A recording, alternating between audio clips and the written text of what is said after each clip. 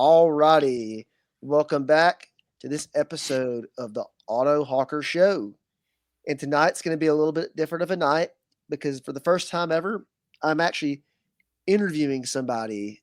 They're not just going to be going over content or a history plot line or anything like that. It is going to be a full fledged interview. So tonight we have Jack Milton from the Alabama Dissident Right podcast. Welcome, Jack. Hey Otto, how are you doing? I'm doing all right. I'm a little up late, and I'm watching the news.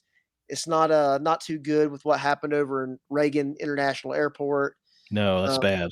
yeah, it's bad. Hopefully there's going to be some survivors out of it, but looks like we'll have to wait further down the line and see. Yeah. Hopefully there'll be survivors from the Albertville, Alabama Latin protest that took place. There were no fatalities. I'm kind of being ridiculous saying that. We were Well, just I talking about think that too. I think you were being a little insensitive by calling them Latins. I think it's Latinx. Oh, that's right. Well, I went on some mission trips down to South America a few years back, and they all refer to it themselves as Latin. So therefore, I was like, oh well, yeah, because excuse me, was it Latinx is a Western construct. Yeah, Man, I think they would probably just prefer if you just said like, "Hey, what's up, Chavo?" or what up, my something. brother? Yeah, something like that. Hola, hermano. Anyway, So, anyway, though. um, so since you run the Alabama Dissident Right podcast, would you like to give us a rundown of what that is? yeah, actually, it's the Alabama Dissident Christian Podcast, but That's you're that's the close, most close. important part. And I forgot to say to our audience here, me and Jack are both pretty, I would say, big into Christianity. Right. That's what constructs our lives. Probably his more than mine, but we're working on that. Working on it. Yes, sir. It's a work in God's working progress. on it. Yeah, But that's anyway, right. if you could give us the rundown of your show, what you do, what you discuss, that'd be amazing. The Alabama Dissident Christian Podcast is basically, I keep saying it's a normie whispering outreach to the immediate 50-mile radius where I live in north central Alabama. Um, I, I go to church at a church that was once larger, and we just have like about 25 older people that have been faithful to go there, and I went because I feel part of my Christian culture building is I need to go to church somewhere close to me, and also wherever I go, try to push that church and thing to the right.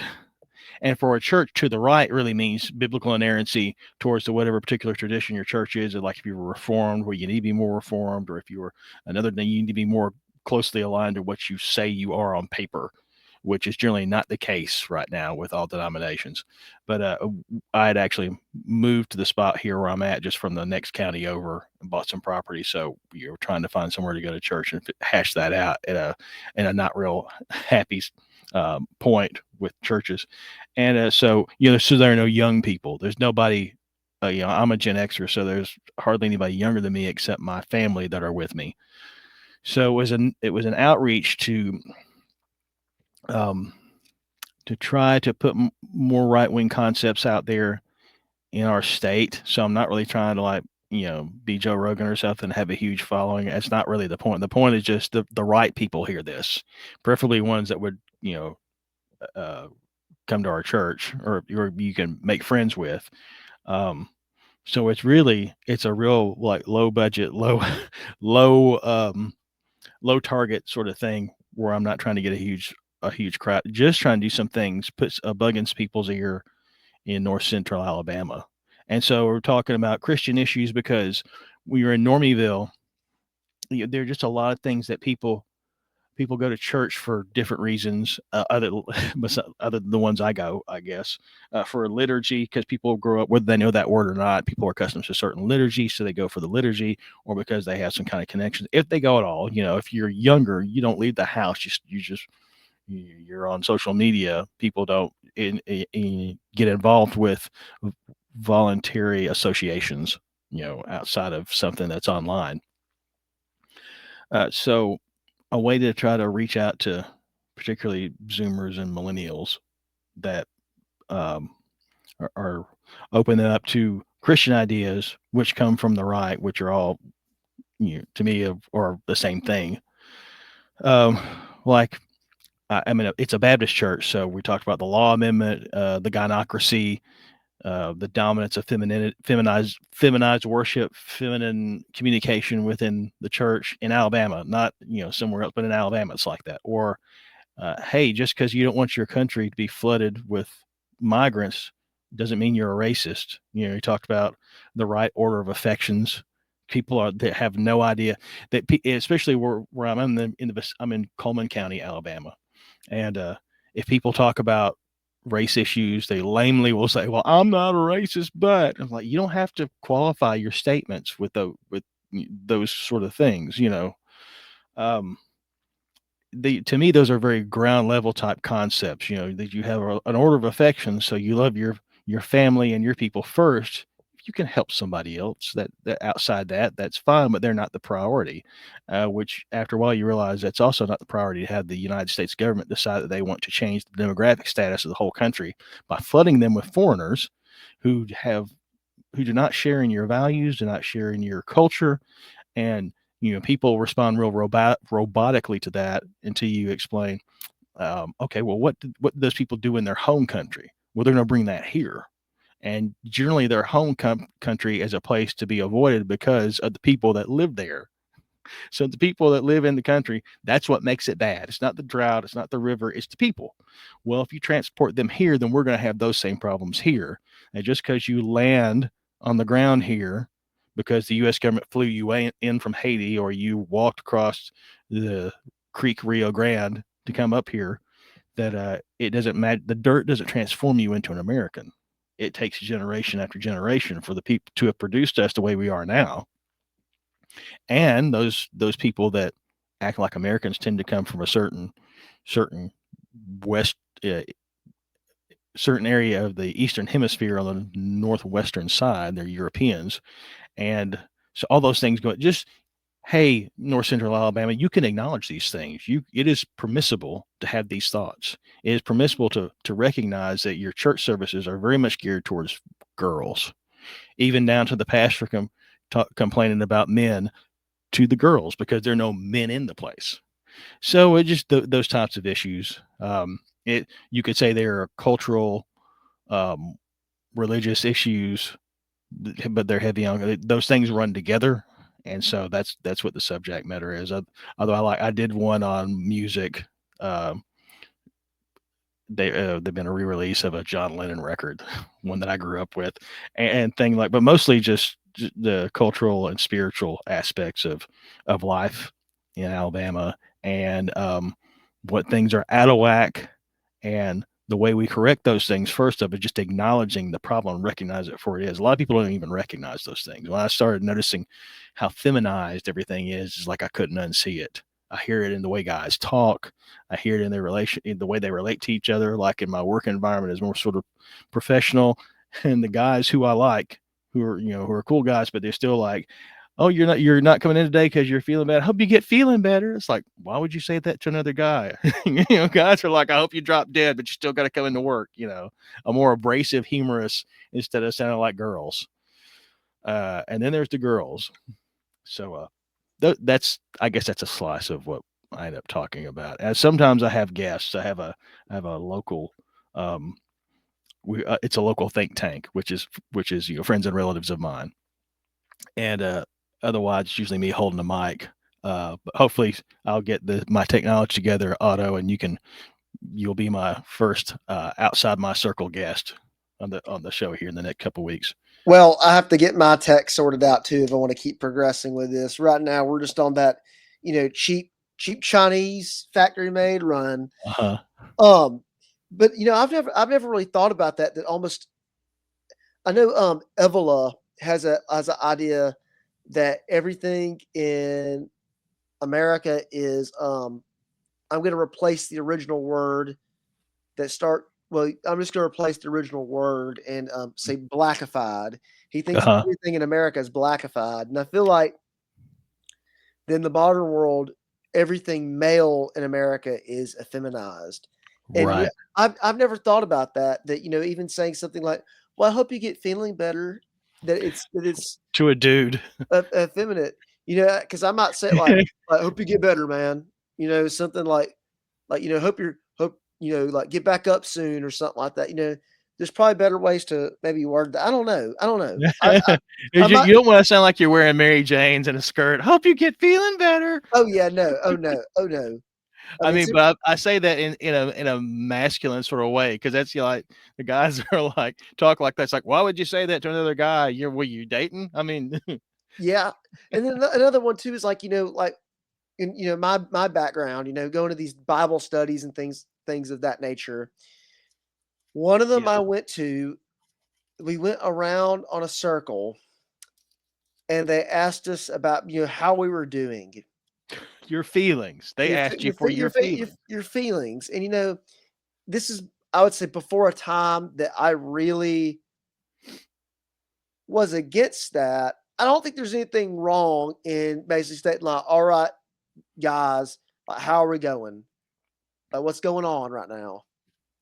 But Yeah, like in life, how's your life? What are events that concern you in your what is taking place in your life? Because hey, I'm interested in you and as a person, as but opposed to like, you know, let's put on our false eyelashes and talk about our feelings. That's a thing too, and so you totally will turn guys off, and guys don't even realize it.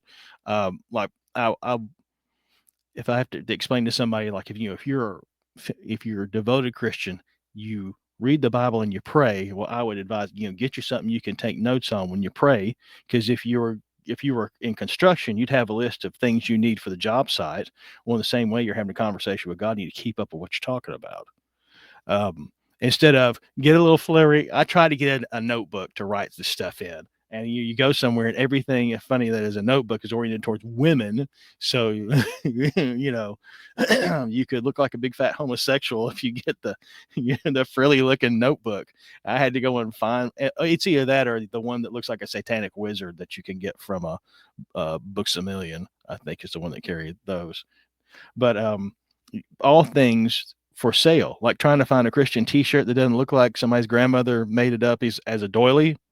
Yeah, that's why you go for like the Christogram and like the hard ancient symbolism for if you want to have a Christian T-shirt that doesn't look like a platitude or a doily.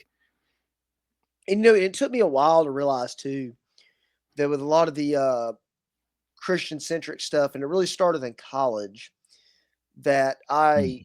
I realized the effeminization of the faith in a sense of like I was talking about that Bible study, that particularly that one night we went around and they were asking us about like, how do you feel? And it's like, well, I mean, are you looking for like tired because I'm physically tired? It's like, dark outside, or are you It's nighttime. I'm sleepy. What do you want me to say? or are you looking for like, I just feel so down right now and I just need to be more content. Well, yeah, It really got me when I started listening to sermons, local sermons or sermons in college, and they were always preaching about this like emotionalized, like God's going to get you through this that this that this that. hmm And it's like, where is the you are a hellbound sinner. yeah, You must repent of your sins. Like, yes, cling to yes, Jesus Christ to turn you from what you were to what you will become, which is a saved child of Christ. And right. it's like you're not getting that at all. It's we can It's get through this because God loves us. And there's times for right. that. But It tends right to be now is not the time for that. it tends to be very lame self-help, watered down self-help from the 70s and 80s to the point that it's meaningless. Or now a lot of Christians famously associate um, strict emotionalism. And that's another thing I didn't pick up. That's also a feminized thing too. Now there are times that we get on our face before God and we repent and dear God forgive me for not just your immorality as far as I cussed or I got mad at somebody, but like my insensitivity towards spiritual things, the state of the world, for letting things get this bad. Lord God, Lord, forgive me. I repent for my role in this because we are all culpable. Um, but other times, I was interested in going to a prayer meeting. The church was going to start one, and the prayer meeting consisted of me and the other two guys who are pretty firm Christians. You know, the people that would want to go to a prayer meeting because they're let's just say serious, but they're devoted Christians in a real sense. Um, they preached at us like we were not saved, even though they personally knew us all and knew our character. But the message was kind of like, you need to get saved and you need to treat your wife better, because I guess everybody who in their it's older, it's baby boomers. All those guys, when they came to the Lord, apparently were just held to their wives, and that's the thing that's perpetually got to be addressed. It's like, well, okay, but women are manipulative too. Do y'all ever talk about that? Do y'all know how much women manipulate people and each other all the time? That's constantly what women do. That's their method, because they lack physical power, so they have to come up with other ways to make people do what they want. Do you ever talk about that in the church? That's Yeah. funny that you mentioned that, because I've been audiobooking the Book of Judges as of Mhm. recently, and Judges is so crazy. That's and the most insanity went on in that time. Samson's first wife, that Philistine woman, Mhm. she nagged and nagged and nagged at him for him to reveal the secret of that riddle. And apparently, in like word for word, this is out of the King James. It said something to the effect of, his spirit basically like despaired to the She point, wore him like, down. like he wore him down, like to despair. Not, Uh-huh. I don't think we're talking about, oh, he was bothered that she, felt so sad for her that, no, I think it was like he was so tired of it that he made up that whole thing about it, whatever, before, he killed the guys and they burnt her and her father Uh-huh. and all that. But it's yeah, And she must it's have really been working it, because you know Samson loves to mess with people before he wipes them out. And but yeah, she wears him down, which is like, hey ladies, hey, all I can think of is Andy Bernard from The Office. He's like, the way I work with the ladies is to wear them down. Um, yeah, the women do that. They manipulate, and it's not like the everybody's mad about girls. That's just what women do. Women sin just like men do, and it's never addressed. Never mind the fun stuff. I was listening to I remember the guy's name now. He's a Jeff Wright. He is a Reformed Baptist pastor in sort of northeast central Tennessee. He is really great, and he and another pastor were talking about uh, secret deacons and secret elders. That's the wives, where the elder or deacon board will make a decision with the pastor, and then they'll go home and tell their wives. The wives will get mad, and they'll all run back, talk to each other. Brother, I think we made a terrible mistake. it's And like, what is yeah, she gonna do? that's Divorce wrong. That's you? manipulation. Yeah, it's manipulation, and it's like, even like with men, they sit there and they go about like men, like, oh, like, you lust or something, or all this stuff, and it's like, well, women do it the same way. Men Right. men just have a different, at least from what I've seen, men have a more graphic, Right. Because men uh, are visual. Men like to gr- see, because we're graphic primal version of it, whereas women have like a fake romanticized version it of it. it's the what's the vampire movies with the romantic thing from like 10, Twilight. 15 Twilight books Yep. and 50 Shades of Grey. Yep. Yeah, it's like woman soft female porn. Yeah. That's as Jeff Wright talking about. He said this was when the first Twilight movie came out. He said, I was younger and we were friends. There was an afternoon we had nothing to do. They wanted to go see Twilight. Fine, I went with them. He said, and I was heckling the movie in the in the theater. He said, and I had all these wine moms like looking at me like they're gonna murder me. Well, if you're gonna make enemies, the best enemies to make are wine moms. Yeah. Well, and then like women, it's like, we don't want to make the women mad. Why? Because they'll get mad. It's like, let's tell them to go pound sign and go cry on somebody else. The woman's going to get mad, and then what? They could get mad until they pop. So what? Well, I that's mean, the I've same. What's the same thing in the church? Like, you get up and preach a sermon about people need to repent of their sins, and, oh, whoa, whoa, whoa, whoa, somebody in the crowd is mad. It's like, okay, well, you need to throw back on them. Why are you mad? Is it because I just called you out for sin? Maybe you need to repent. Exactly. That's what it Maybe is. I maybe you mean, need to repent of your sin, or you need to get out of the church, because the church is for believers. It's not for unbelievers. It's for yeah, believers. yeah. Well, I've been blessed in the church that I'm in. They're receptive to me, and I try to do things and help out. I've done the adult Bible study on Wednesday nights for months till we got through a book. So that was very enjoyable. The pastor would try to get the guys in the church. There was a couple that was in the church. They ended up moving on. You need to be able to talk and do a class. It's part of your. Yeah, absolutely. I'm 100%. I'm responsibility driven at this point in my life for sure. And so now, um, between me and the youth minister and our 4 youths, he and I get a Sunday apiece on Sundays to help support because our pastor just turned 80 a year or so ago. So he's looking for, he wanted to develop people, and two, he's really a interim pastor. It's been years they've had a permanent one.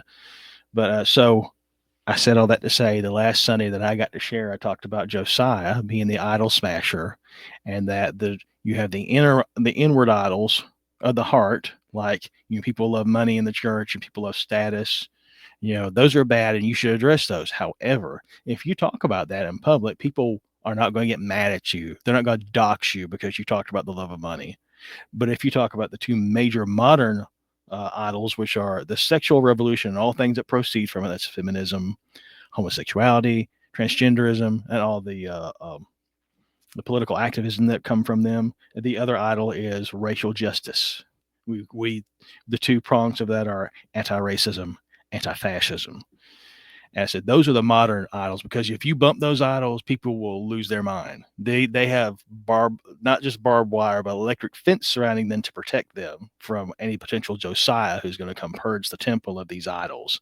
And I said, and I talked about that just briefly because I spent my time talking about Josiah. I said, now you don't need to think of this in terms of it being political or social and therefore removed from your faith, because it will poison your faith and affect the way you think about it if you think of it this way. Let's make a comparison. And I had to qualify and say, now look, I'm going to use this example. I'm not talking about anybody.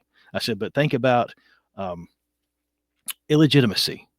Illegitimacy was a problem that we normally associated with racial minorities. Well, whites in the United States it's an increasing problem, a dramatic problem. And what happens amongst believing Christians is, well, a girl gets pregnant out of wedlock. Well, we don't want to make the baby feel bad. We don't want to attack the child. Well, of course we don't, because it's an infant. But no one takes the mother or the father, if he's anywhere to be found, aside and counsels them and says, hey, people make mistakes. You will never do this again. Because first, it violates a moral law for you to fornicate. It's fornication. You're unmarried people, or if it's adultery or whatever, it violates the moral law. Secondly, when you do have a child out of wedlock, you are consigning that child to poverty, and the mother. And they're going to have to be supported by her family, because they're going to be poor unless somebody does something about her. Some nice man marries her and takes the child on as his own. I said, but because we don't want to make anybody feel bad in the name of the baby, then no one says anything. And then everybody starts acting like that's the norm, because they won't say anything about it. We will not correct, will not. And I'm not talking about hitting someone over the head with a mallet. I mean, just saying, hey, you can never do that again. You can never do this. We're going to love the child and everything. We're not going to throw you a baby shower. We're not going to make a public display that it's great, because it's not, because it's wrong. But we're still going to love the child. No one will correct that. And so it becomes an idol. It's like, if you have a place for your dog in your house, a little dog door they go in and out, and they got a little basket they sleep in. You just made a place for the dog, right? Well, you're making a place for that sin. It's an idol. You don't bump it. You don't look at it. You don't talk about it. You don't act like it's there. It's an idol. It's got a place. And with racial justice, if you don't recognize how that creeps into people's lives, the constant impugning people of sins they're not actually committing, but that's the formality. Or with feminism, women have too much control in things. Women need to repent of their sins like men do. Well, who do you think you are? It's like, well, see, you just elbowed somebody's idol and it ticked them off. And if you say it on social media, they might dox you. They might report you to the HR office, which is the enforcement arm of these idols. Oh So yeah. And these idols are a real thing. I went, I didn't go too long because for a bunch of people in their mid 70s, there's only so much they can do. But I was like, so it's about fidelity to the truth. We always want to stand for the truth. It needs to apply to them. I can't go too far on it and be kind of like not serving them in the right way. If it was a bunch of younger people, I'd hit a lot longer and harder on it. But I said it and I got it out there, and that's the main thing. It's crazy that you said all that, and I've never thought of because I've been around in some circles where people talked about you can do things to ensure things don't happen that are not illegal or hard to do. It's just nobody thinks outside the box, and that I remember when I was a little kid, and I was hearing about people, there'll be that one girl in your high school class that gets knocked up and will have a kid. And I was always told oh yeah, those kids probably got in serious trouble. But then it's like when I noticed I got older that these things started happening. And then once you graduate high school and everybody's at the college or out in the workforce level, and you see where all these girls are just getting basically knocked up, I guess, from one night stands or something, or little flings. And there's no real like there's two of them I can think of that I don't know who the father is at all. Right. And they may not either. And the thing about it is too, is that, there's a clear attempt of, we're trying to make this a normal situation. It's quite sad to see these girls go on social media and have to take family photos where it's just them and their baby. Yep. And it's clear there's a missing whole, which is a man. Yeah. It's just really, it's really sad. And you're right about that. There's why would you celebrate something like that? That people used to talk because I've seen it, there's no man, trying to think of Mary, she got knocked up, man. It's not good. Her boyfriend did it. How are they gonna? It's just now it's oh, did you hear Mary's having a baby? Yeah. Oh wow, that's so great. I can't wait to find out what it is. I'm old enough to recognize and have observed how much the absence of the father, because then they're like, well, is the father in the child's life, in quotation, in the child's life? It's like, well, he needs to get himself in that child's life and marry the girl and take charge of the situation, be man and take charge of the situation. And you then get into the thing about what Zoomers are up against right now economically, it's just horrible. But there's no male assertion taking place. And I was going to say, I've lived long enough now that I've seen young people, the difference between the person who has dad in their life and that person who does not have dad in their life, or even the single parent dad raising a family, and how the children of the single parent dad are more confident than the single parent mom. And there's nothing you can do to change that except to give that kid a dad who's in the house, present, and in the life. He didn't have to be perfect; just be there. Will go a long way. But and these things are true. It's what we were talking about before the show started. The things that you see in society that people don't like to talk about that are 100% true. You will see them play. If you live long enough, you will see these things played out over and over and over again. So that's one thing too. Also, being Gen X and a lot of everybody on the right being younger than me, it's like, okay, well, I can tell you, I can verify certain trends in society that I've observed them myself. I've seen that they are true, that they are things that actually happen. It's not just a theory. That's a great way to segue. I just said there's a great way to say.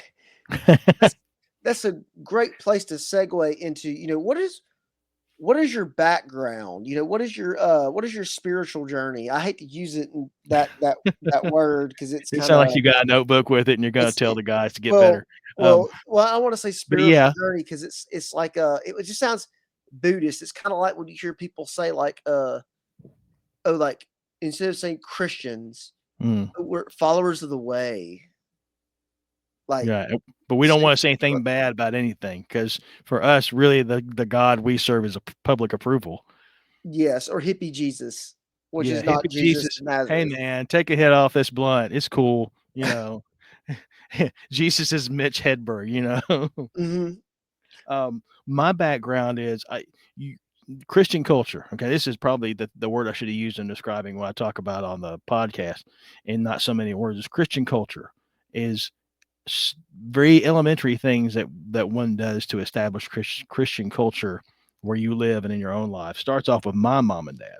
My parents. I've been blessed that my parents stayed together their whole life. They both became Christians at a young age. My mother told I until I got older, I had the presence of mind to ask my mother her salvation, how she came to the Lord is when she was a kid. They did, they were Baptists, so they didn't really teach covenantal doctrine. And my dad their family was Pentecostal. And he came to faith when he was a teenager. But it's when I was in second grade they got serious. When I was in second grade, um, we started going to church Sunday morning, Sunday night, Wednesday nights. That's how often they had church. So we were there all the time. And I was in grade school. It was great. And then my dad went in the ministry when I was 9, and he was of all my dad's preacher friends who were like uncles to me. They're like dear men in our family, like family members. They would always say, your dad was the greatest at personal evangelism. I got to watch my dad do this with people all the time. He was very assertive, was always bringing up, where you are in your faith. He was like, he was going to open the conversation, whether anybody liked it or not. My dad was like 5'9.5". He was not afraid of anybody though. You get in any social situation that did not bother him. He is kind of a type A, but he's very funny, very engaging, big cut up, loved music, passed that on to me, and loved history and politics. It's where it all came from me. But about the time the year my dad went in the ministry, I had what you call in the Baptist church a profession of faith, which is, what I did was during a revival meeting, I went down and told, I don't want to go to hell. What do I need to do? And then was baptized like a week later. And so I was very much interested in what, because my parents, now here's the thing, my parents had created an environment where for me as a child, it was very easy to believe.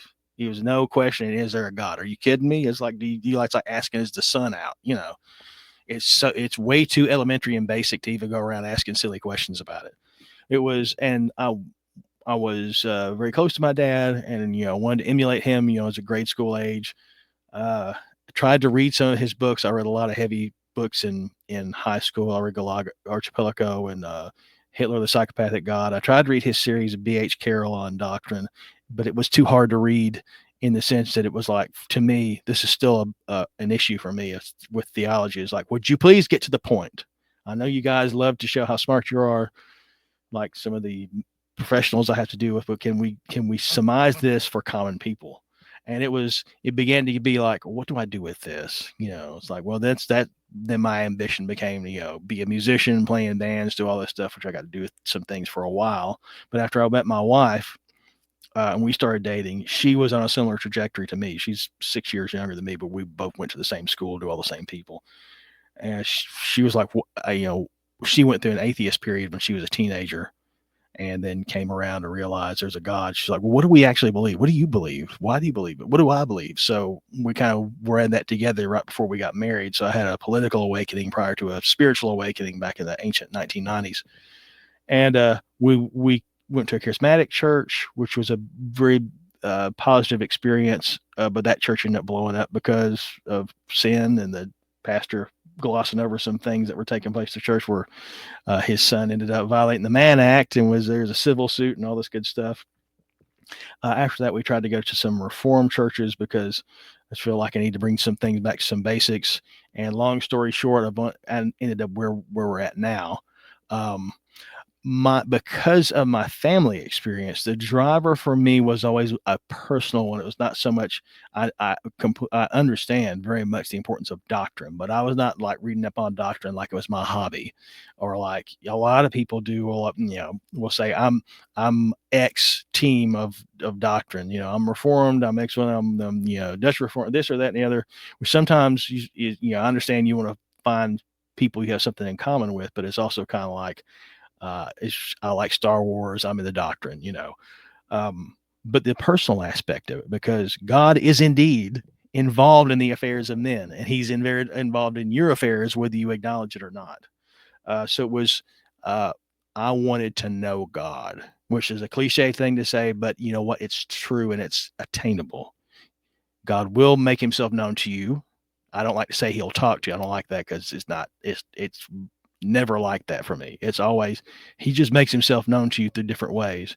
If it's being just a little too serendipitous for years at a time for it to not be something's up in your life and its trajectory, as well as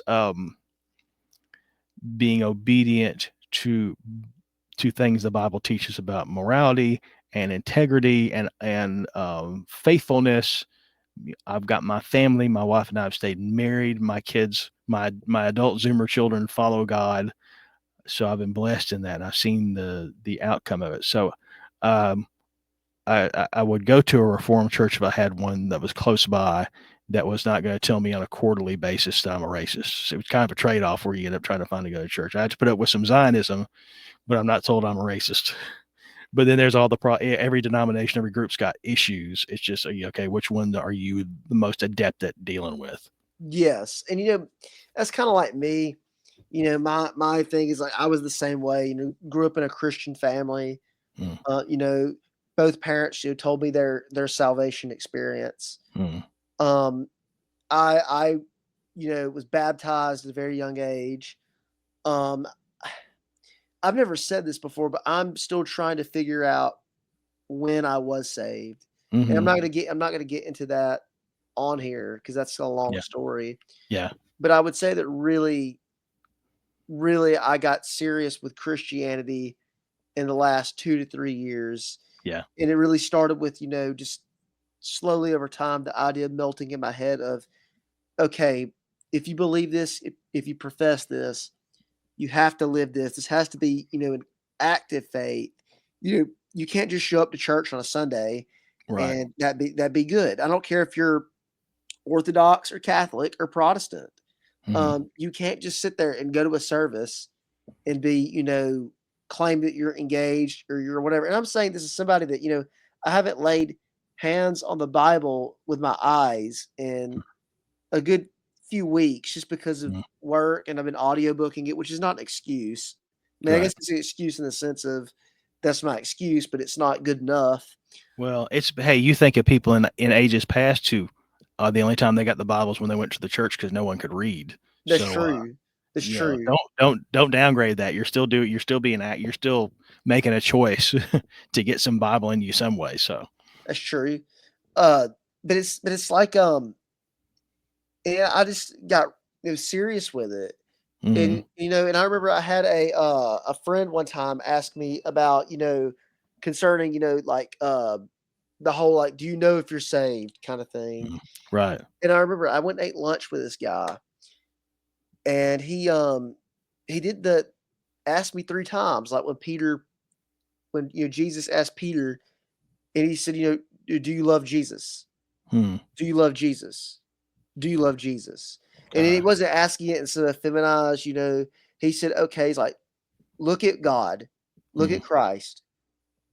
Is that something you love? Is that something you Mm-hmm. agree with? Is that something that you would die for?" Mm-hmm. And I told him, I said, "The only thing I know to be able to even say is yes." Yeah. Yeah. And so since then, I would say that, assurance of salvation and things of that nature have more or less, grown. Mm-hmm. You know, my view of living a life that is not just, day in, day out has definitely increased. Yeah. And now it's more of a my big issue now is, it's not, exactly always fighting sin in a macro sense. It's fighting Right. sin in a micro sense. So, it went from, like it went from maybe, oh, like I'll give you like I guess an example would be like maybe not like a real example, but let's think of something like lust, because this didn't really Right. apply to me. Right. Um, oh, like I'm sleeping around with all these women to, oh, now like I'm just, having some bad thoughts. It's Right. that's I guess that's an analogy. Like some things went from like active sin to like, hey now, like remember we don't need to be, like you're getting kind of close to that. Don't Yeah. do that. Think of it like Moses too, because Moses went from he killed a guy because he's committed to the cause, before he left Egypt, to he said something the wrong way there at the end, and when he got mad and hit the rock with the staff instead of commanding the water to come out of it. So it goes, yeah, you're right. It goes from macro sins. Okay, don't go blow your family's paycheck, at the dog track, and smoke crack until you OD. It gets to, okay, what are your motives for things? And that's really what, purification of motives to control, exerting more control over your body and over your thoughts in a more exhaustive way. And that's your Yes. habits, not you're exhausting yourself or you're having to kind of rack yourself. Although I would advise anybody, you always need to be confessing sin. And uh, if you go somewhere and pray out loud and you actually say those things, you will hate it and you will not want to do that ever again. I found that's a really helpful way. And to get on my knees, at least confess. Don't go more than a day or so without clearing the books out. And as frequently as you have the opportunity to get to kneel by yourself where no one can see you, it is very helpful. It helps put things in perspective. That's something, interesting too that, I've done recently is when I pray in my room or something, that's how I do it. Mm, And, it does, I think it does, create a more mentally focused state because, you put yourself in a position of a posture of seriousness. yeah. You're not doing it to be seen. You're not, it's like, okay, why are you in your room, like laying flat, like Daniel praying towards Jerusalem? Right. And Right. it's like, because you're really surrendering yourself in a Yeah. sense physically. Yes. And to the posture like the kneeling and all those subservient positions, which is like I've come more and more to like he's the king with the sword, and so it's like he's laying, but you're he's the one you're submitting yourself to him. It's acts of submission. Hey, look, recognizing I'm not the one that knows anything. He's the one that knows everything, and he's the one that I'm yielding myself. Hey, that word to yield is the one I like too because you're trying to get into traffic on the interstate. When you're pulling onto you don't stop, you yield. You let the traffic go first, and then when there's a space, you get in it. And so we yield ourselves to God rather than other words to me maybe make it sound more overly proactive on your part or I don't know, just not the right mindset. But I always think of that word yield is the word I use because that's what you're doing. You're giving in to him. You're giving in to the one with all the power anyway, and all the knowledge and the ability. And if you yield yourself to him, it will be good. The book of Ephesians, all these superlatives on top of one another with the Ephesians chapter 1. The wisdom and revelation and the knowledge of him, the eyes of he's the one who grants these things. That's what Paul's praying for the church in Ephesus. I pray for you that you would receive wisdom and revelation in the knowledge of God, that the eyes of your understanding would be enlightened, so that you may know the hope to which you've been called, and what is the exceeding greatness of his power to us who believe. And you can go on, and everything he's like stacking up a superlative upon a superlative, all these clauses back to back until you got to go back and say, now, where did we start this? Where did this begin? What was the original thought that he keeps suddenly builds a real like a staircase with? So you're yielding yourself for what God deems as the ultimate good. That's what you're progressing towards, and the ultimate good is going to affect everything and everyone around you. And just if it's just like the guy, he's a legit Christian because his whole family acts like him, you know. Um, that's the fruit one bears in one's life, and all this like social consciousness on the right to me is this just an outgrowth of an awareness you have is your moral responsibility because um one of my uncles just passed away. It was my dad's brother, so I am now the oldest male on that side of my family, and it that goes along with back during COVID. Um, Before COVID, my dad passed away for some complications with Parkinson and some stuff he'd had problems with for years. But then and then my couple of my grandparents died. My wife's grandfather died. My wife's grandfather, he was the rock of that family. He was one of 12 children. He was 90. He prayed for everybody. He's a simple Alabama boy, but every time we go and visit them, he's like, we, yeah, just don't forget we've been praying for you, and and my wife would say, yeah, he calls everybody's name out, the whole family, which is a ton of people, but he does that almost every day. And when he passed, I thought, who's it now? It's me. I'm the only one who knows to do that. My dad's gone. My grandparents are gone. My grandmother who prayed some for us, she's gone. My wife's grandfather, he's gone. So now I'm the one who's caught the ball. Oh, look, here's a mitt. The ball's in it. I got to do it now. I got to pray for everybody. And so that's the responsibility that you have as a male. And when you're married and have children, that's your home priesthood that you have to see to. It's your responsibility, and it is wonderful. The guy's made to carry this responsibility, and so you do it, and it's a wonderful thing. It's your lifelong work. It doesn't stop until they put you in the ground. You will always do it, and if you be faithful to do it, you'll be blessed. And just like this is, the podcast is an attempt to outreach. Stuff you and I have associations with. It's outreach. What can I do?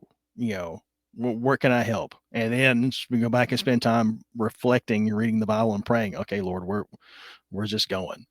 And eventually, usually not in short time, you find out. Yes, and to use the word yield to go to another point of my outline for this interview. You're talking about we've seen a lot of people yield power in the church, in society.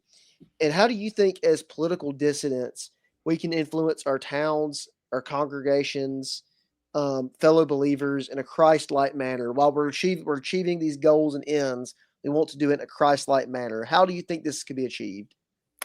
Well, first of all, you can put it as godly wisdom and yielding, but first of all, you have to. Speaking of things you pray about, that part of my entrance into things as a Christian was when my wife and I first got into the faith seriously. As adults, we were making the choices, not just because our parents go to church. I understood to a degree more. As I got older, I learned more that prayer was something anybody could do. You could get your hands on. You didn't have to have a degree, and so and that was a way to know God and also to get God involved in your situations that concerned you. So you could say there's seeking wisdom first and above all, because it's in Proverbs says wisdom is the principal thing. I don't want to over spiritualize this because I'm getting to a point of more practical things, but that being a foundation for where you're starting from, because you have to have the wisdom to see things as they are in society. It's just like we were talking before we started. You can't gloss over things. People groups do certain things. Certain ethnicities trend a certain way. In generalities, you can generally say that these things are true, and you can therefore predict the outcome pretty dependently based on history. And so you have to be willing to see those things as they are. There's I think it's in First Samuel, or was it First Kings, when Daniel is in the ascendancy and all the tribes are coming to him, and it's obvious that Saul was on the way out, and it says that of the tribes that came to him, Issachar had men that knew the times and knew what God should do, and that's you want to be the person that sees over the horizon, and your Christian faith is going to help you to see that, but you got to be honest about it. If you want to know things, then you got Lord, show me X. Well, then He shows you, and then you got to do so. That's probably going to be something to do with it, and then you have to do it. You can't act like you didn't see that. I didn't see that those people act like that. Well, you know what? He's not going to help you if He delivers on it and then you don't act on it. The ability to see things as they are, and then from that, finding steps to do something about it, again, starts with prayer, because praying can squelch a problem situation and make it, the Lord will make things more manageable. We'll still have to fight a battle, but if you're coming to Him at the groundwork of how are we going to affect change, and stick with it. The current Trump experience, with Trump coming into office and all the things he's doing right now, for me was the culmination of a long time praying. We're talking years the willingness to be committed to pray about things for years. The big issues, it's one thing something in your family, but something that's huge and societal. There are a lot of moving parts with that, and God will respond to Christians when they ask honestly and self-effacingly and in humility.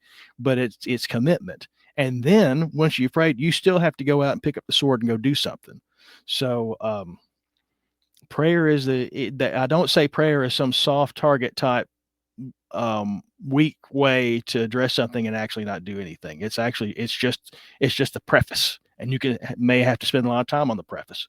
But beyond that, Christians have to engage civil governance. They have to be able to deal with power.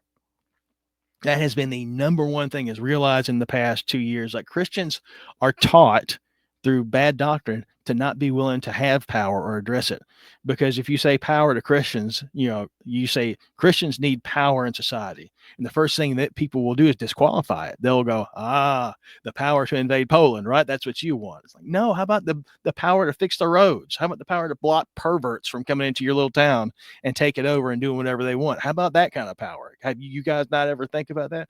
We can't make anybody do anything they don't want to do. It's like, have you read the Bible? Have you seen how assertive everybody is in it? Every last person. Your Jesus is not a hippie and a pacifist. That's a real hard thing for people to get through their minds, is that Jesus is not a pacifist, and we're not pacifists. That's like, it reminds me of when what do they call it? The Antioch Declaration. Oh God, that's When such a when disappointment. when it came out, which as if it was something that, the masses of people were waiting to, hear. I'm pretty sure. I just hate how pretentious a lot of people I word know it. it. That pretentious is a great word for that. It's like there's probably only like 1,000 people in America that know what that is. Right, Your right. average attendee at Highlands knows more about pig reproduction than they do the Antioch And Declaration. and the point I didn't spend much time with when I was talking to people at church about racial equity as being the idol. Um, this whole thing is we're going to call everybody a Nazi. They're not Nazis and anti-Semitics. Like no one's being anti-Semitic. At worst, the Stone Choir guys get pretty severe, but it's like let them say what they want. Just let those things get out. I don't With understand this with the paranoia that everybody's got. well, But I think this is. I'm not saying this to be mean, and I'm not really an insider with it. It seems like reform people are reform ministers. Some reform ministers, we put it that way.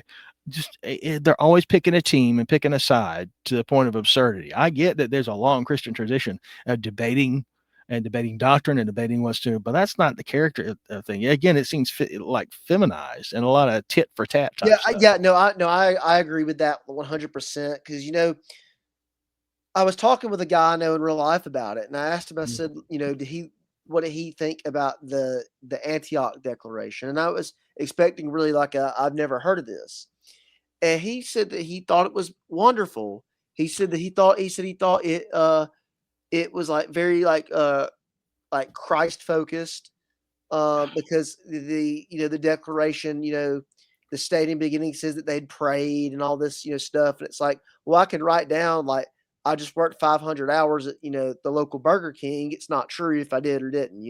Only Right, God knows, or right. the people at Burger King, and it's like, but basically where I was going with that is I said that I think the Antioch Declaration is more problematic because it causes a schism in the church when there should really be none that exists. And he was like, "Well, what do you mean by that?"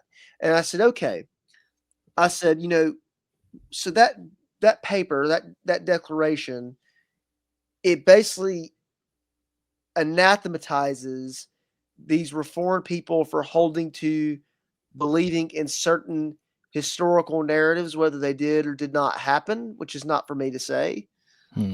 Um, and I was like, where in the Bible is it a listed sin to believe that something did or did not happen based on circumstantial evidence or written evidence?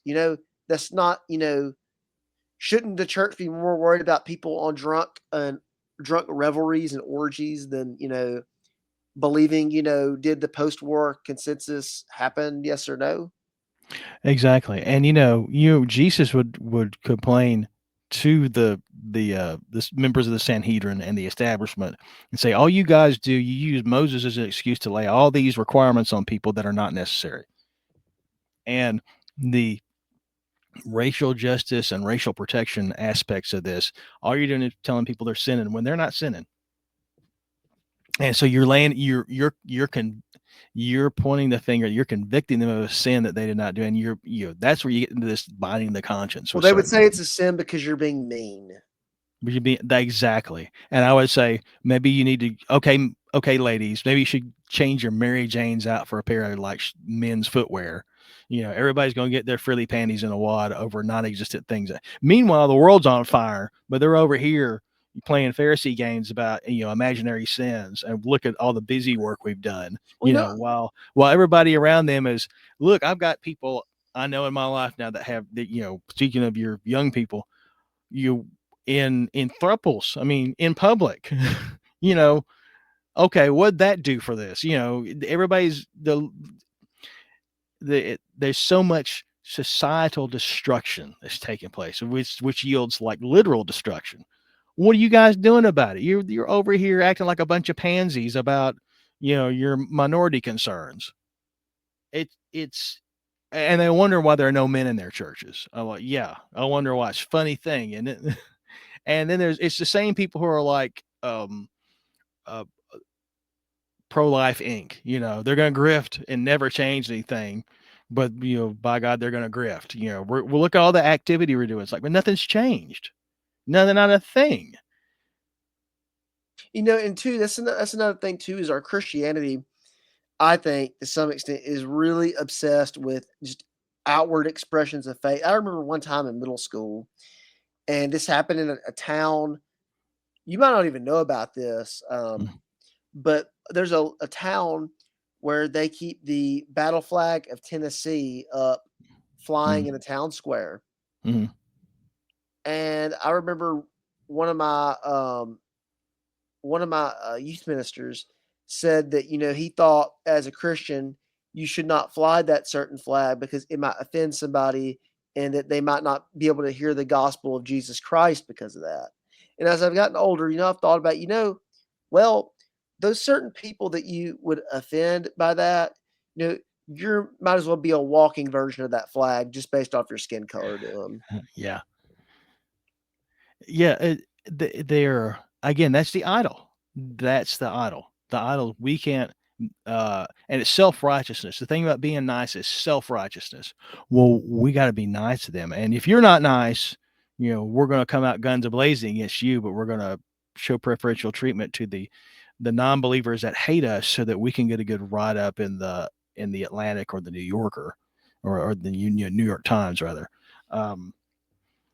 That all that stuff is self-righteousness. Look at what good people we are. Well, we have to try to be good people in order to entice the sinner. It's like, no, you need to preach sin to the sinner and judgment. It's like in Acts, it says that whenever Paul had already made his appeal to Caesar and that his case go to Rome, he was under the care of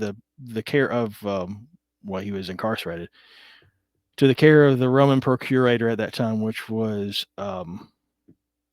what's It his was name? Felix. Felix, that's right. And it's so, and Felix is like, well, I'll take a bribe from him and help him out if he'll give me a bribe. So Felix calls him to talk to him, expecting a bribe. It says when Paul spoke about righteous living and judgment, Felix trembled. It's like that's what upset him, and told him like, I'll come talk to you later.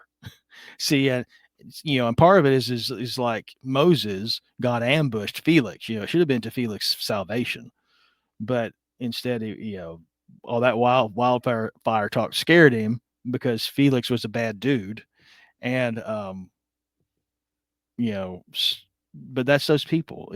That's the thing you're supposed to talk about. That's the thing that's is going to move people, but they love approval too much. That's their idol. and the self-righteousness of we're good people. That's an elite attitude. Like, we're good people. Everybody else in history was a stupid idiot, but we're the righteous ones because we are, to use ancient terminology, politically correct. We observe all the right attitudes and respect it. We respect everyone. We respect the minorities. We respect the sinner. We respect the homosexual. Because we're good people. We're good that way. No, you're not. Don't say that. I just hear Ray Comfort. Do you think you're a good person? It's another thing too that I've noticed, and I want to be careful wording this, and this is more of a thought experiment than it is a statement. But I've noticed that with the like the circles of like self righteousness and things that we got to be good people, nice to people, whatever. Mm. That another thing you see. This is more in the reform circles that we have to constantly beat ourselves down as like pieces of trash. That we're yes, we are sinners redeemed by a holy and perfect God. Mm. But I've noticed that to some extent we're taking almost any form of moral correcting, any form of, hey, this person's in the wrong as, well, look at them and you're worse. Mm. And I think it's, no, I mean, yes, there's a healthy level of, knowing what you are, which, you are a sinner. But at the same You- time, I feel like there's not this looking at, we are a new creation. right. Yeah, And there's humility and recognizing where you've come from and what God is doing in you in the present.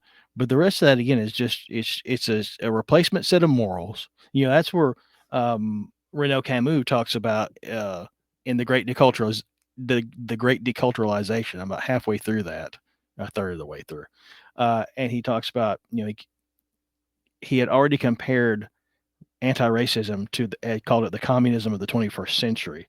But there's a point where he says in the great deculturalization is that in the way that communism sought to replace the morals with a substitute moral system of what had existed before, anti-racism seeks to substitute, plant its moral code and make it above everything. And that's what makes those things so insidious, is that, and he says it has far more influence than communism ever did. He says, France, had a couple of communist newspapers and that was it. But here, everybody in some way or another yields themselves to the anti-racist thought.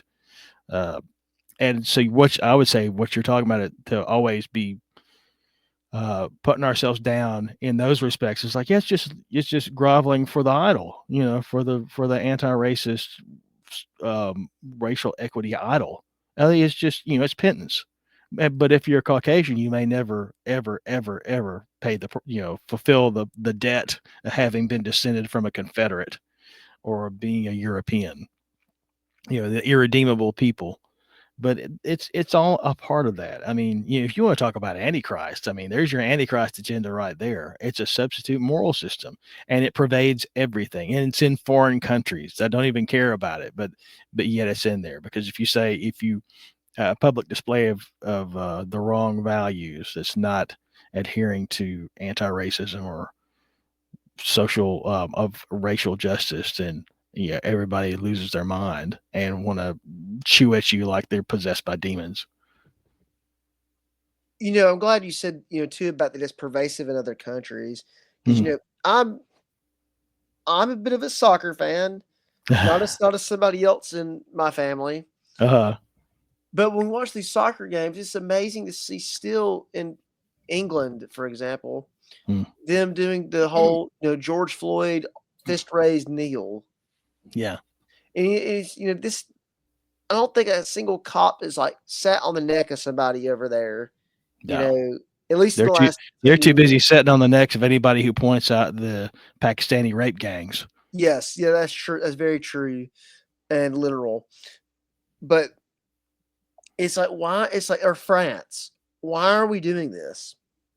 And it's fun. Yeah. It's funny to note that the only countries that don't do that stuff are these Eastern European countries, and they always get in trouble because when they're playing like home turf in Eastern Europe, and these teams, do their little, like kumbaya, like hail to the Kang thing. Right.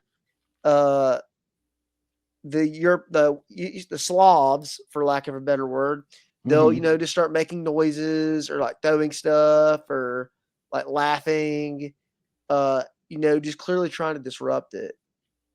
And Yeah. it's really funny to watch. And then they'll like tax them, like fine them or something like that for it. Right. But it's just really weird. It's just really weird that the audacity to come to their part of the world and then tell them like, no, you're dirty backwards. I'm not gonna. I don't want to use that R word really on here because I don't know if I will get in trouble or not. But like, you're dirty and backwards, and you need to change. You need to be like us. And we've been telling the people in Eastern Europe that Yeah. for I don't know how long now. Yeah. It was good to do it when they were the Soviets, I guess, but not anymore. Not Yeah. anymore. It's well, England is so far gone. It's horrible. I mean, even and I kept up with media from over there. Like Calvin Robinson and what's Carl's last name? All the Lotus Eaters guys. Um, although a part of it is like I see seems like we got so much more brain power over here in the United States. I hear the guys that are the high, influential ones in England that are of a right wing orientation are like not nearly as hard hitting and incisive as people I hear over here, which I'm sure is part of the issue. I hope things shift in England. I hope Trump makes it possible for things to shift in England because at this point it's the UK is a totalitarian police state going after people for Well, the wrong. my reasoning as to why I would say America seems to have more of the Anglo stock, why our Hmm. men are more like high test, Hmm. whatever is, you know, I'm of this opinion. I don't know how true it is, but I think people probably in a more urban background have more lower testosterone versus a more rural. Yeah. I Well, also think that the people that came to America, you look at like Jamestown, for example, hmm. which Jamestown is like and I'm going to be more Jamestown centric than Plymouth centric because Jamestown was first and Right. both were English colonies. They can act like, oh, the Puritans were there, the Pilgrims were trying to be separate from England. It's like, no, they literally signed their Mayflower Compact or whatever. They put Right. the king's name in it and mentioned him, our king. So they're not exactly separatists. But Right. where I was going with that is that you look at what founded Jamestown. It wasn't just Englishmen, it was upper class Englishmen of a aristocratic, but also I'm going to use the word knightly background Hmm. because at that time period, knights did exist.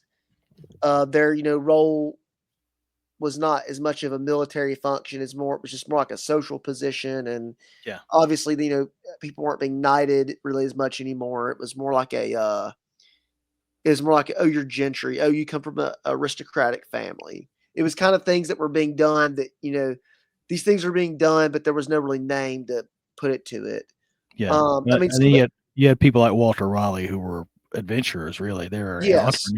entrepreneurial adventurers. Well, I mean, like him, I think he was knighted, but like Sir Francis Drake, John Hmm. Smith, they were actually knighted. I mean, John Smith's personal coat of arms was 3 severed Turkish heads because he fought 3 Turks in single combat and killed them when he's a mercenary. Yeah. And also, he was apparently a noted jouster. Yeah. Besides that, all the men that they brought with them were of a fighting class. These men were either minor aristocrats that were, brought up in this chivalric knightly way of life, Hmm. or they were probably, the personal retainers of those households. They weren't just getting Bob Joe off, the street of Bristol to come, Right. to, Virginia. And I think that most of those men were, they're already of this fighting background. And I'm also of this opinion that most of those men were probably of a Norman background, at least on their male side. And if you know anything about the Normans, they didn't play games. I think, Yeah. these people going about, oh, the Scotch Irish or the fighting race. Hmm. Well, I think the Normans could give the Scotch Irish a run for their money. I'll just say that. Yeah. Well, I would agree that it seemed like their hardiest hardest stock of people were the ones that came west from England. And but I'll tell you something else too. Just in the past few years, 2015 was the year that statistically they said that England went, 50.5% atheists. And 2015 was when they got invaded by, everybody forgets about this, invaded by Muslims. 2015 was when ISIS put out their fatwa for everybody to begin a migration. Migration is historic action in Islam.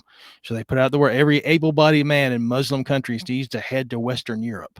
And that's right when they went barely over atheist majority in England. I wonder too if the UK consumes more porn than the US. I'm sure. Although it's a horrible problem here. I've been thinking about. I planned on writing a thing about modern Canaanites. I think I told you about that when we were digging this episode. But I've kind of sort of formulated in my idea that the concept of the porndemic, based off the based off the pandemic/plandemic, whatever you want to call it, right? And that a lot of our male problems in America, at least with young men, is probably simply the fact that they're watching porn. Yes. And man, if we can get that outlawed, that'd be one of the greatest things to ever happen to us. And it's people sit there and they like I know people that watch it. I'll be quite frank about that. Yeah. And it's like they you kind of sort of like ask them about it. Mm-hmm. And it's just really weird. And they talk about like it's like almost like this like caffeine. They talk about like it's caffeine. Like I got to get up in the morning and watch my 18 plus film. Mm-hmm. But then it's like you look at them and it's like they're really lazy. Yeah. And it's like, well, no wonder like half the male population is lazy and not doing anything. Is they're satiated sexually by looking at porn, and it works against their physiology. Yes. It's destructive to the body. But it's also, there's also the spiritual sense of it too. I think it kills their heart. It kills their heart in a sense. Absolutely. It's hardening their heart. Yes. And I think it's shoot, I don't know if it's worse than seed oils, to be honest with you. Yeah. It's definitely it's doing something bad on a big scale, and no one's ever going to admit to it because they're making so much money off of it. And I mean, it is sad too, because like I know guys that have girlfriends that watch it, and it's like I've asked, like one guy was talking about like, man, like I had to watch it, like something like, well, I had to watch it the other night, and I was like, why? You have yes, you got a woman, you can do it. He has a wife, and he said, well, she was asleep. And I really kind of thought like, man, what's wrong with you? you can't hold it in for one night. Like, I mean, like, look, I'm a virgin. Okay. I've never had relations with a woman. I don't watch porn. I don't do those things. Praise the Lord. No, actually, it actually is by God. It's not by me. Yeah. And I sit there. It's like, it's like, okay, sure. Like I'm on my phone at night or something. And how these, at least, I don't see a lot of that workout stuff, and it's like, you don't just see men, you see women on there. And it's like, oh, like you might see some attractive woman doing some kind of squat or something. It pops your eyes. Right. And it's like, I see it, and it's like, I'm not sitting there like, oh man, like I see that. Right. Now I gotta you're trying to get past it. Yeah. You're like, okay, I saw it. Let's get out of the way. Yeah. It's just kind of like, oh, saw that. Like, yep. Like, and it's kind of like realize, like, you might sit there. It's like, oh, like you looked at, thought it was good. And it's like, okay, like, God forgive me.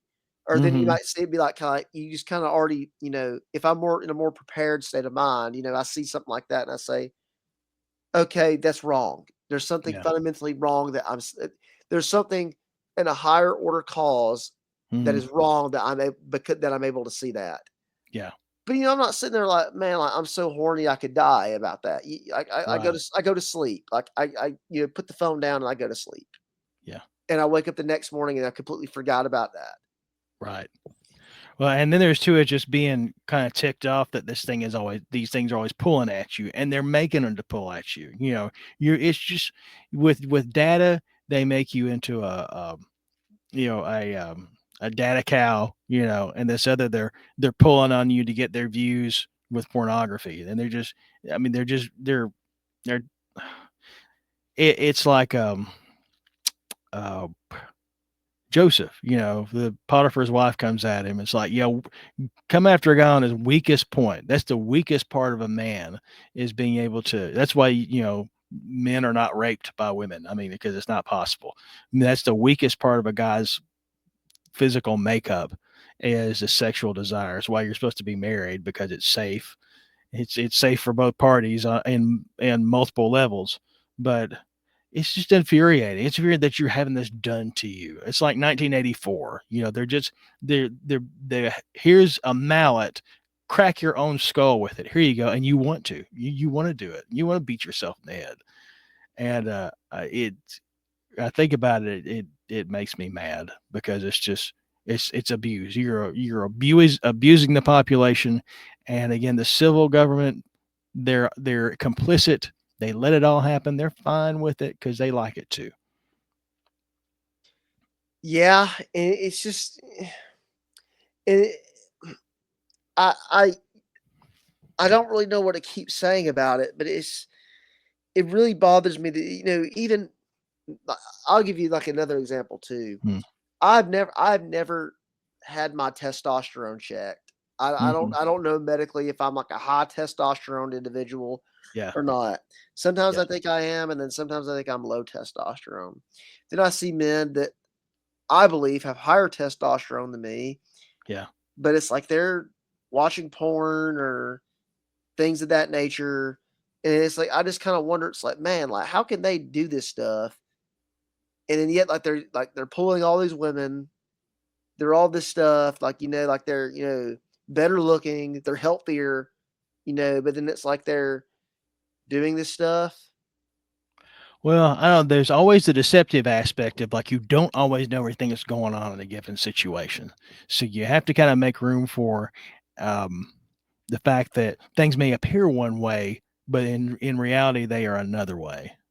And two, resisting this is, if you have a if you're married, one of the things is that is a build up against it is, first of all, not giving yourself access, but also just thinking of your wife. That's that little girl, someone entrusted to you. But the other side, you got to protect her by staying away from that. And then the another side of it is the warrior mentality, the warrior discipline, because that's a thing that's not talked about in churches, is the warrior discipline of men as Christians. Is that, I don't know if I don't know if people realize this. Jesus has a literal sword. He sits on a literal throne. He is a literal king. And the book of Revelation description is, the sword comes out of his mouth. There's another part where he reminds the churches in the letters to each of the churches at the beginning of Revelation. He tells John, he said, tell them, remember, I'm the one who holds the sword. This is from the one who has the sword. So he's our pattern to follow. He's a warrior. He's not, he defeated the devil at the resurrection, and there's the description in is he spoiled principalities and powers, which is that in Philippians or Colossians, I forget which one, but he's an aggressive warrior stance. And it's particularly the descriptions of him in John's vision in Revelation. So the warrior mentality, David's mighty men, the guys who were David's elite team that are talked about in Second Kings or First, Second Samuel. It was his elite team. There were three guys that excelled everybody, and then you had like another 10 or so that were still the top of the class. But they're defenders, and one of the things that helped me in the faith and in prayer in particular to realize the aggressive stance of prayer is in Luke 11, where the account where Christ gives them the Lord's Prayer. Lord, teach us how to pray. And he's like, our Father which art in heaven. Okay, the next thing that comes up, and there's still one conversation, is the parable of the uh, importunate friend. Importunate means persistent to the point of being a pest. And the parable says, Christ tells it says, so there's a guy who comes to his neighbor in the middle of the night and says, hey, I had some family roll up here unexpectedly. I got no food to them. Would you lend me some bread so I can feed these guys? The person who's being approached says, can't you see it's the middle of the night? We've got the whole house closed up. We got the kids in bed with us. I come back in the morning. And he says, the guy keeps knocking and asking, hey, can you give me some bread? And Jesus concludes it and says, so do you think the guy gives him the bread because he's his friend or because he's a pest? And they all say, because he was persistent. He's like, okay, so keep that in mind. And so, I mean, that's the first thing he mentions after the Lord's Prayer. So I think there's a connection is dogged persistence and aggressiveness in spiritual things, particularly in prayer. But that was a real help for me is a the male aggressive stance in Christianity is completely not taught. And you are absolutely supposed to be an aggressive against the world and worldliness, and there's your pornography, and against the circumstances that look bad that he's telling us to do something about it. And that's all our, right-wing activism, whatever, I think it's a poor terminology, but against just the sin of the world, you're supposed to be the one with the sword that's protecting others from it and defending yourself from it, because it is an attack. And everybody knows it's satanic. It's absolutely satanic. Pornography is satanic. But we've all been forced at some point or another. You had those spirits pulling on us. Not just the physiological, of course, that men are visual, but then there's clearly a spiritual subset. And the prostitution of young girls. I mean, OnlyFans. Wait till I told the old people about the OnlyFans. Yeah, and knowing that there are teenage girls in the high school, my wife taught. She's like, explaining that. Yeah, that's a thing. It's right there in Blount County where we lived at the time, where she taught. That's a real thing. And that's how far gone the society is. God can restore anything. It's entirely possible to pull things back, but it's going to take effort. And it's the warrior mentality that does it. And that's a 100% Christian stance. That's not judo. That's not some other philosophy. It's Christianity, because Jesus is the warrior and he's the king. He's got a sword and a crown to prove it. Yes, no, that's correct. And some people say, I don't know if your interpretation or revelation of this, but talk about the guy on the white horse, and he held a bow and he rode out and conquered. Some say, that's not, that's some people like it's like a sign of the times, or it's like the Antichrist. Right. It's like, some people think it's Christ. That's Christ. That he's the one that holds the bow and rides out and conquer. Yeah. And it said he sits on a white horse. That's right. Yeah, I've seen that too. I've read it. I've studied that up and seen that thought about it. I don't know that's not inconsistent. I think it would be consistent, but it's the aggressive stance. But you're told that Jesus was a pacifist, which is not true. That's not that's not what did it. Where he did not assert was not because he was weak or because that's your philosophy. It said that was the end. He was setting the biggest trap in history for the spiritual beings that were arrayed against him. But I guess that's another, you could go a long way into that. But so going back to the thing about coming into the faith and prayer, Christianity is the aggressive stance that I have come to understand to fuel everything of pushing things to the right, pushing your church to the right. And by right into Christian, we mean towards faithfulness towards the Bible and towards the particular traditions that you come into that are, Protestant nature, or even I'd rather Catholics be hardcore, than be modernist Catholics or Orthodox.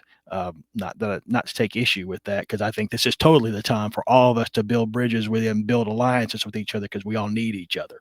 We definitely need each other.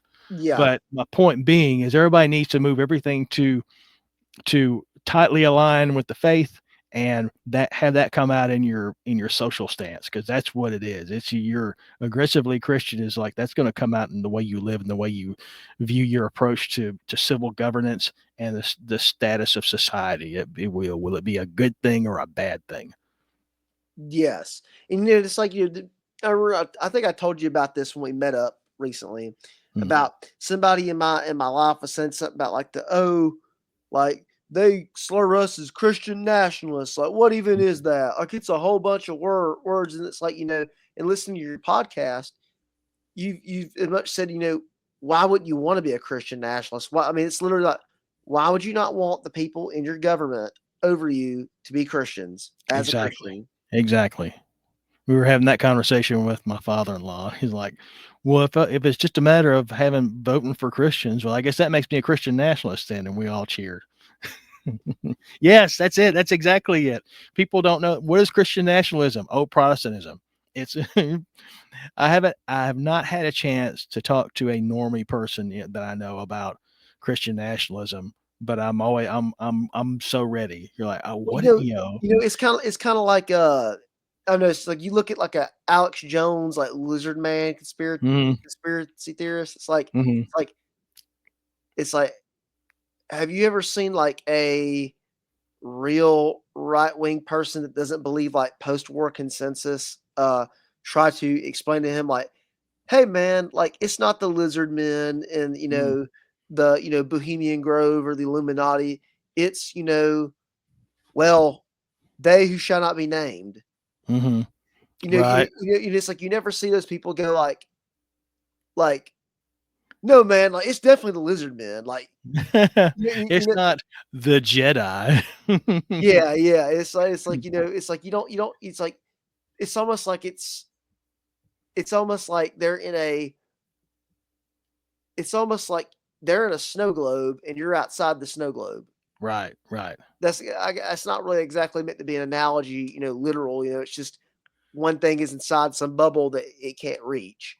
And I Yeah. guess that's the same way with explaining to normal people like Christian nationalism versus not. It's just like they just hear Christian nationalism and it's just like, oh, like big term. Yeah. Uh And it's amazing to me. So, and this also is like, I read Stephen Wolf's book on Christian nationalism, which is, and I've read Isker's one too, the one he did with Torba before that, so he could get his. They got their hats in the ring too, but so I totally underrated Calvin. So much of Christian nationalism one comes from Calvin in particular, and also the other Protestant reformers all wrote about civil governance. So I was like, wow, I've got to read up on Calvin then, because coming from our background, it's like, well, they're a predestination. Why would you do that? Well, that's all That's all anybody knows what Calvinism is. It's like, well, not quite that. It's not quite accurate. Um, That's but another thing too, is like I've noticed that, in more like Orthodox and Catholic circles, like they slur like Luther and them as like yeah, progressives and stuff like that. It's like you actually read their stuff on politics. It's like, no, they support a well ordered society. They're yep. not sitting there call like Martin Luther on his I'm not gonna name the name of the book because I can Mhm, tell you privately and other people would have probably heard of it. mhm. Um, he discusses, Levantine lies in Germany at the time of Right, the right. 1500s. Martin Luther does not once call, he doesn't word anything in like, oh, that we've been this unfaithful. Like, there's no like, oh, we've been this, oh, like we weren't Christians till just now. That this Mhm, Catholic Church had blinded us and all this. No, he literally writes about like we are this Christian nation right, and this other group that Paul harshly condemns in the book of Thessalonians right, as basically conniving and trying to go against the name of Christ, and that right, the good German people have to fight against it. right. It's like what's liberal about that? Yeah. How, Well, yeah, and I get that he's not attributing the problem necessarily to Catholicism, because that's the continuum of the church. That's what they just were. What well, else was you look. I mean, you look at the reformers. A lot of them are not. They're not like these Pentecostal types there? that sit there. So like basically like, oh, like the early church was lost and we got to go Mm, back to it. It's like, you look at like what seems like Luther and Calvin believe. Mhm. is that this error of the church happened kind of over time, and that Right. people Yeah, were not damned to hell because of that exactly.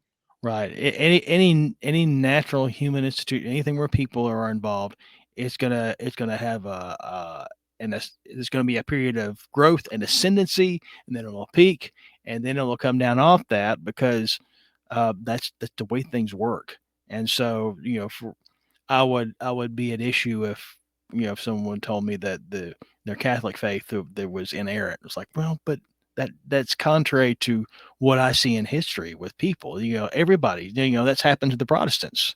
By the beginning of the 20th century, they were big liberals. I mean, that's that's another thing too. It's like, yeah, just getting the right doctrine ain't gonna make you perfect. You're gonna have to live it, and you're gonna have to live it, and maybe harder for the time that you live in than other people would be because there's so much degradation around you. But it's been bad before. That's the thing a boomer can't handle is the idea that it's ever been bad before this. It's only been bad now. It must be the end of days. Jesus Well, is that's coming the back. rapture cult. Yeah. But too, it's like they go on. I'm not sitting here trying to bash Catholics because, Right, right. Not uh, not not anti-Catholic. well, We have disagreements. We can talk about those later. Right now, but well, seriously though, now's the time for unity. well, Yes. I mean, I've noticed that if I go out and bash Catholics, they get mad, but then like Right.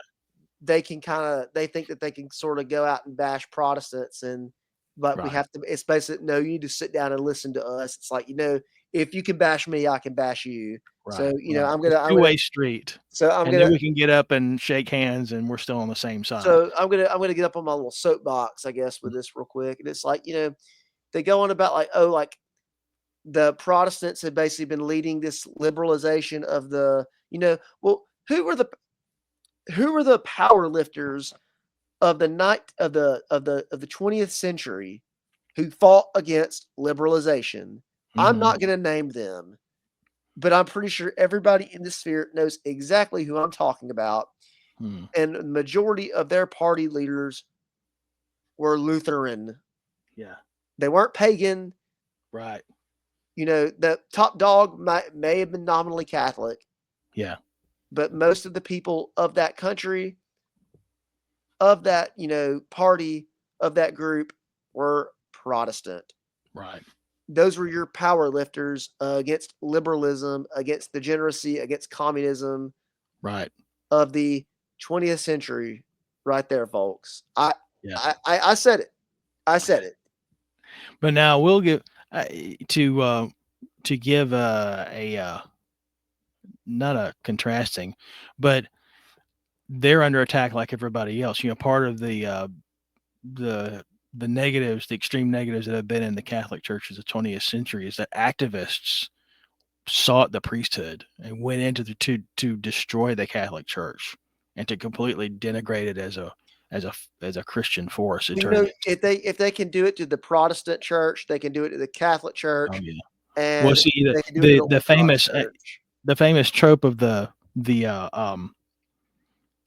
child molesting Catholic priest was like, well, they had gay activists in the 30s come into the church for that express purpose, and with the idea of destroying the Catholic Church as an institution by corrupting the morals and by getting in there and changing doctrine. My dad said this too, but this is back in the 2000s. He said, one of the things with Baptist churches is that they have to be a little more particular about their having people coming to the church, people joining their church on the basis of a profession of faith. He said, because we've had instances where gay activists have come in, join the church, and then change the doctrine or the practice in the church. Just because as an act of political activism. And I was like, dog, I never at the time I was like, I had not thought about that even Yeah, being a yeah, possibility, but that's absolutely what happens. and that's number one, why you don't just let new converts have the mic. But Right. number two, Exactly.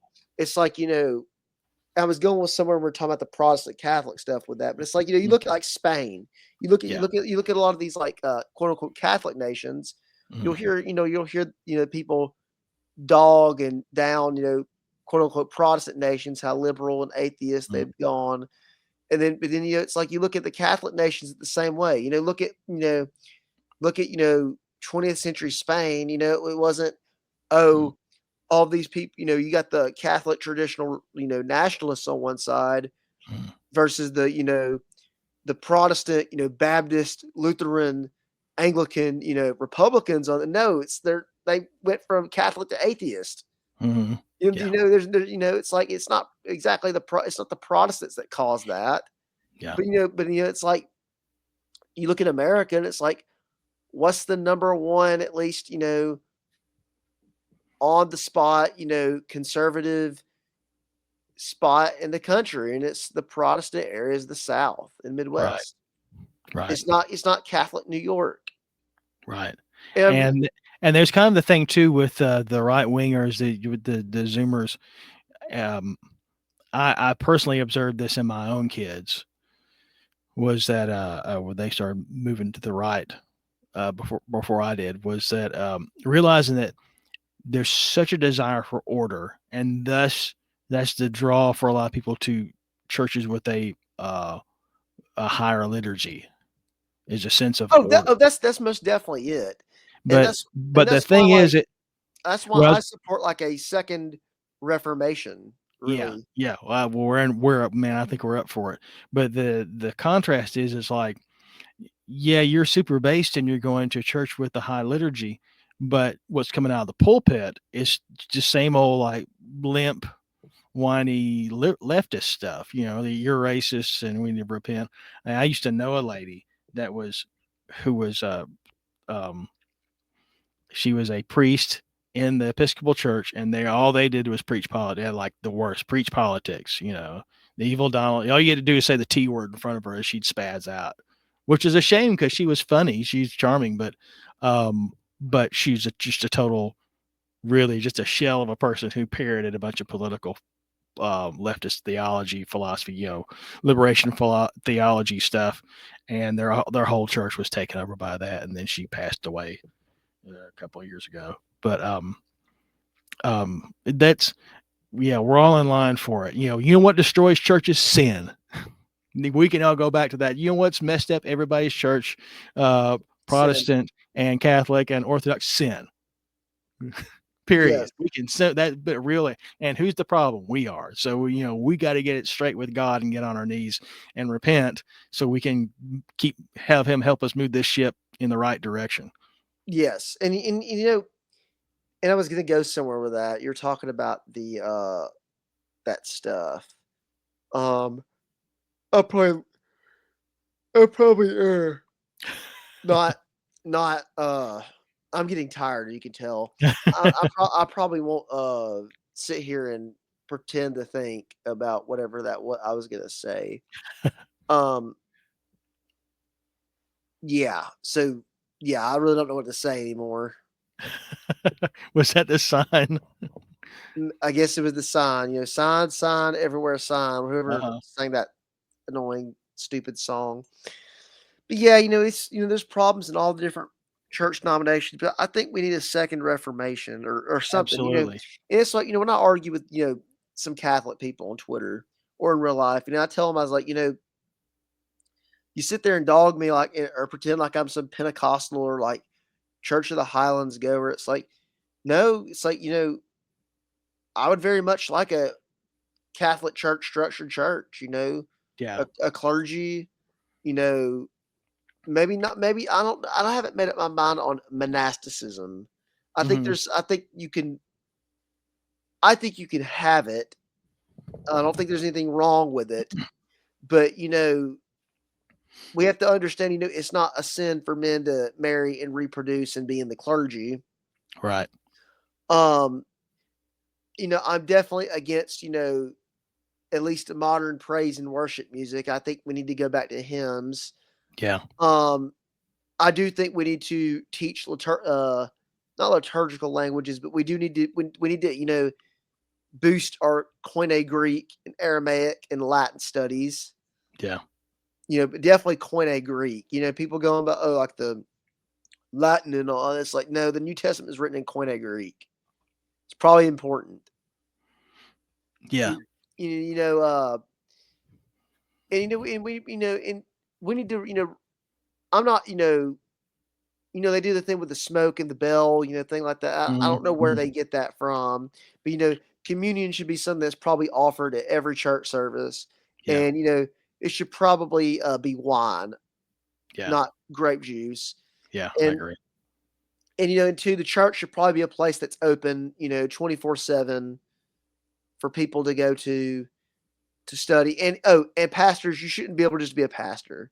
You should have to Yeah. have some accredited person, um, figuratively and literally lay hands on you. Mm. And that's another thing too. We're not training people for the clergy at a young age. Yeah. And we're not definitely not training them to actually to deal with spiritual issues. It's like they're managing um, they're in the church business. And that's Yes. why they used to hear so much about burnout in our circles just 10 years ago, because people were tasked with an unmanageable job. And a lot of modern pastors, it just seems like their job is just to keep everybody happy. So because you got to have so much coming in to keep this thing running money wise. Not that everybody's motivated by money, but it's, I mean, it can't help but be in your consciousness Well, if you're having to rely on that to keep it going. in a Christian society, churches wouldn't have to worry about money. They'd be supported by the state. Right. Which that's another funny thing enough is that I think the Catholics accuse the Protestants of, like, making the churches, like these state institutions. It's like, well, you can't really help that when your state is literally ran by Christians. Right. you know? Yeah, it's some of those are ridiculous distinctions. Some of the other things that are kind of like seem a bit esoteric to me, because um, my own focus right now is kind of like, well, let's build Christian culture now. Christian culture also being where my grandparents' generation, they would work with someone who also they went to church with, or had some other, overlapping relationships with, because they all lived in the same place and everybody worked where they, near where they lived. And that, how can we reclaim the Appalachian South, North Alabama, so that it it returns to being the hotbed of Christianity that it once was, and have hey, how about our denominations reinvest in the Bible Belt so that they'll continue to be the place that is just the really a source of Christianity in the country and ultimately in the world, You know, because and, that, that's and that's something I've found, kind of peculiar. I've noticed is, and I get it. Being concerned for, like, the salvation of the Han Chinese, mm, that's understandable.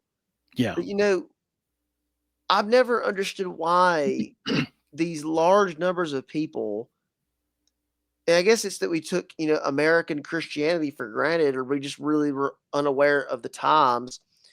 But the evangelical community has spent so much time witnessing and ministering in places like China than their own, brothers. They weren't their brother's keeper in America. Well, but it's romanticized. I mean, granted, the Great Commission is a real thing, I think, and you don't need to act like it's not a thing. But there are times and seasons for everything, and I think the time of the season now is to refortify the homeland and our faith here, because you want to get into like really a people in the culture.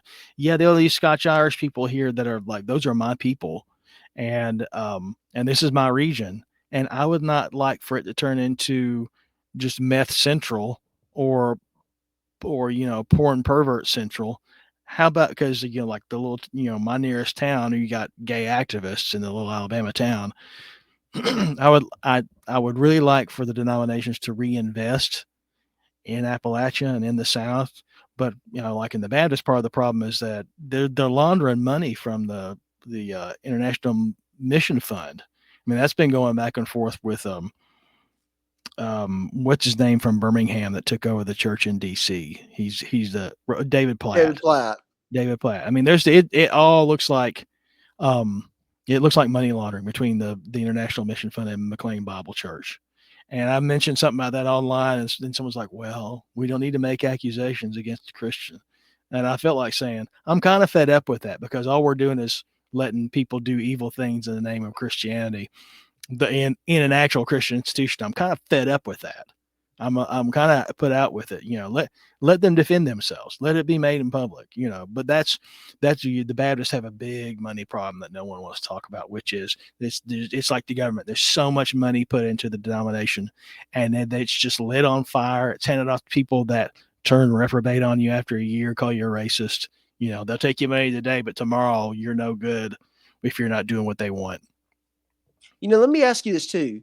Have you ever seen a non-American missionary?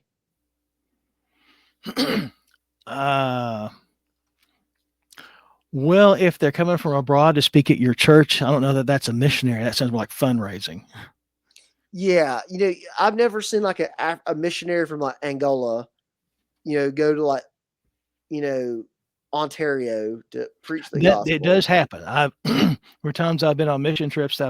Excuse me. There's one I went where we were building a Bible school for excuse me, for gypsies in Romania, and they would go to neighboring countries and they would target neighboring ethnic groups within their within their domain. I know in certain places they do train people up to go to the next country over. A lot of them, many of them, I think it just depends on who's running it, who's got the vision to go, oh, the way the Americans reached out to us, we need to reach out to somebody else. Some of them do that, but it just depends on, I think Chinese do it. I think it's a phenomenon of Chinese missionaries going to the Middle East. So it happens. It probably doesn't happen as much as it would be good for them, but it happens. And it's beautiful to see, I've asked you about Paul Washer before. It's, Mhm. his mission, his missionary group, Heart Cry. Mhm. They have a YouTube channel, and part of that YouTube channel is like mission stuff. Mhm. And it's really interesting to go see like these videos they made of these different countries. And it's so random. And it's like they have like a Norway mission. They have Mhm. not just a Canadian, an Ontario mission. But the thing Mhm. is that it's not like, oh, we're just funding like the Ontario mission is like literally a Canadian dude that's in his hometown just trying to literally like save his church. Like his literal Yeah. like church that's been around, like there was like a reformed Mhm. church that's like the 1800s. It's literally Heart Cry Mission is like got this guy who's this pastor from Canada, literally just trying to spread the gospel in a small Canadian town in Ontario. Yeah. And then the same with Norway. It's like this church that they're at, it's like existed since like the Protestant Reformation. Mhm. And it's like, oh, like we're trying to grow this church and support Christians in Norway doing Christian things. So it's like, it's in a sense, it's almost like it's not even like it's missions, but you look at it and it's kind of like, oh no, like this is just it's like, it's like if it's just Christians helping other Christians. It's not like like you're some pagan foreign land. It's like, there's been Right. Christians in Canada Right. since its founding. There's been Christians in Norway since, they converted. Yeah. And it's like, it's kind of like, that happened a long time ago, I'm sure. Yeah. Yeah. I don't. That some. I guess it's the terminology you use. Like if you want to help bolster a church in another country, I guess that's a form of mission work that you're trying to help keep the faith in the country from dying out generationally. On the flip side, all the NGOs that supposedly work with all the migrants in the United States, they're not allowed to proselytize. So that's a joke. But not that I'm making a joke that Oh yeah. it's bad that's it's a joke in that sense. Imagine telling King George III that the UK would be a majority atheist country. I think you would have went bonkers as soon as you told him that. Yeah, yeah. Not He would have before. pulled his hair out, and then he would have pulled your hair out. I mean, I think he probably jumped off a bridge. Yeah, yeah. I know it's maddening to think that things have gotten this way, but if you look at it, it's a natural progression. There's no one stepped up to stop it or ask God to stop it, or I don't. The lack of assertiveness in England, aside from that one guy that there's the viral video of arguing with the Muslim, who's like, "Go back to your own country, handsome. F off. Get a, where he's just like a typical laconically cussing him out and telling him he's ugly. Go back to your country. He's the most assertive guy in England. Yeah. And too, and I thought about this, I was listening to this John Piper sermon somebody sent me, and it was a very short one. And it was like titled like "Don't Waste Your Life," which I think is a book he wrote. Mm-hmm. I think I've heard of that. And it's like basically going about like, you don't need to live in you don't need to live the American dream. What you need to do is like you need to, when you get old enough, like you need to like go to like Gambia and basically like, hope that you get like killed over there. And it's like, That's that we lose down here mentality. yes, and part of me, thought this. No one in human history has ever thought of life exactly in the American dream. They've always thought about living life, in a meaningful way. I've thought about this too. If I were to retire, I wouldn't want to retire and go live in Florida. Yeah. I don't think that's a healthy mindset. It's like if I retire, I want to retire doing something, productive. Right. I don't have to go be a missionary in Gambia. Why can't I go be a missionary in my hometown? Exactly.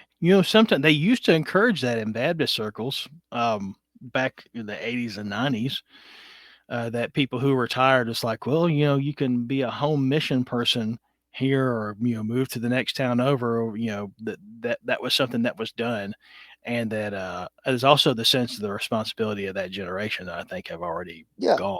Well, every Christian's a missionary whether they like it or not, because they're living, they're reflecting they're an ambassadorship of Christ, Yeah. in the world around them. And as some are called for, going far off, and some are, called for, doing it in their areas of life. It's just that I think that, we simply only focus on, going far off.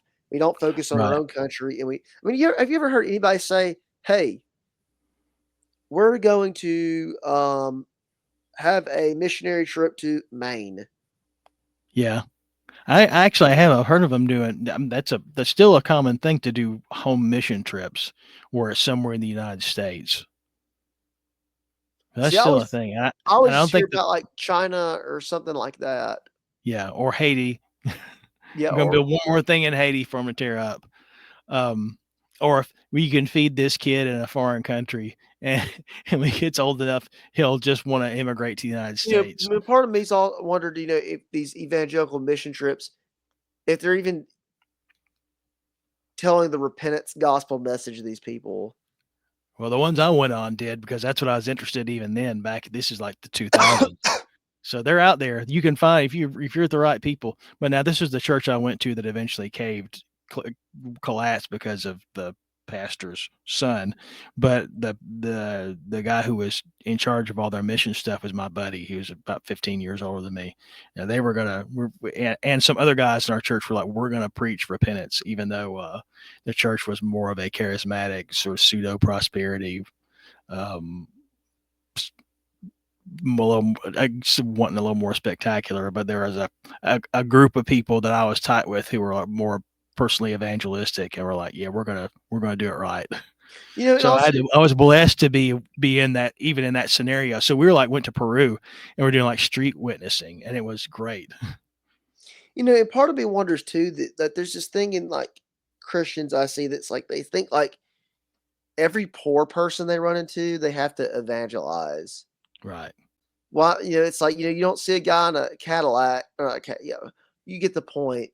Like, Yeah. why is it that we like Christians want to like they see like a homeless person, like I gotta evangelize them, but they don't like, oh, So I think you're in that's line with probably like a the rich guy. feminized thing. That's probably the feminized thing, where it's just appealing to one sense of that's a vulnerable person.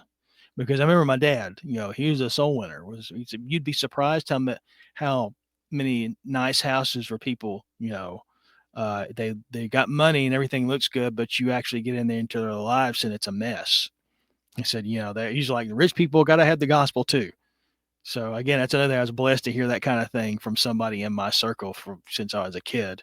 But I mean, that's also kind of my impression too on the people that seem to have money, but it's like people who have excelled at their job and making a good living, but didn't see to the other aspects of life, and so their families all falling apart. Well, I think it's like I think there's a bit of a fear in it to some extent. Like it's like, oh, like this poor person, they have nothing. It's like, well, we can give them something, they'll take anything. Right. And it's like this rich person would think, like, oh, like they're gonna get mad, they're gonna, they're gonna mock us. It's like, Yeah. I've never heard of a homeless person like Jesus loves you. Uh, Never heard of a homeless person say like, haha, you're kidding, like, like get away from me. I'm an atheist.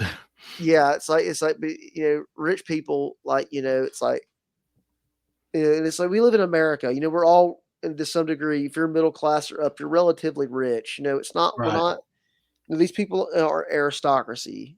Yeah. Well, that's the people kind of think of them that way. If you're not in that class, you're hypersensitive that you're not a part of that class. It's Or like, if I everybody, witness this guy, he'll take his monocle out and tell me, "I say, young man, do you know who you're talking to?" and it's like everybody, pretty much washes their hands, wears the Well, you'd same hope. clothes. Like, just because some guy's got a $1,000 chain and maybe Mm, like a nicer polo on, yeah. it's like, the grand scheme of things, there's no difference. Right. All So I just people need it, and that's the thing, and that's the motivator that changes things. Because it's I always think of Christianity. Where Christianity got planted with the Europeans, it changed everything, and it's changed the whole world. So that's our motivator. Even on the right, is still Christianity is the motivator because that's the thing that changes things, and it purifies your motives too. Because it's not just about it's the joke I made earlier about you tell a lot of Christians that we need power, and they're like, oh, the power to march on Berlin. It's like, the power to fix things, because the people in charge aren't fixing things, just yeah. the menial things. Never mind, fix the roads, fix the tax system. How about that? Yeah. Eliminate taxes. Well, do you want to? I'd say we've gone on for a good 2 hours now. Do you Yeah, want to call it a night? I think so. We fixed everything for everybody. So All problems have been you're solved. welcome, audience. Yes, all your problems have been solved. Now Tied march up on Berlin. in a neat bow. Christians marched on Berlin, and they lived happily ever after. Yes, sir. All right. All right, good deal. Yes, sir. We'll keep fighting for Oh, the hey, faith. hey, and let me promote. So I got a podcast called the Alabama Dissident Christian Podcast. Catchy name because I wanted something obvious, and I got a Substack. I got 2 articles. I'm going to have an article published by the Old Glory Club on the 10th of next month. It's called "The Daughters of Herod." So that'll be my 3rd article I'll have Substack. So FYI, shameless plug. Oh no! I forgot to completely add those plugs at the end. I always do that. As always, you can find We're me. both drowsy now. We're recording this late, so Yes, and you can always find me on Twitter at Otto Wolfhelmson, which is oh, that's right. capital I'm O, capital I'm on Twitter. W. Yeah, I'm on there too as Jack Milton with the you'll see the dark MAGA Jethro Bodine. Yes, That's my profile. and you can find me on Substack at autohawker.substack.com. All Sounds righty, good. Mr. Milton. Well, thank you for coming on here. I really enjoyed this, and I'll be It's getting been this fun. uploaded soon. Awesome. Good deal. I'll talk Yes, to you sir. later. Yes, sir. Signing off. Y'all have a All good right. night. Bye bye.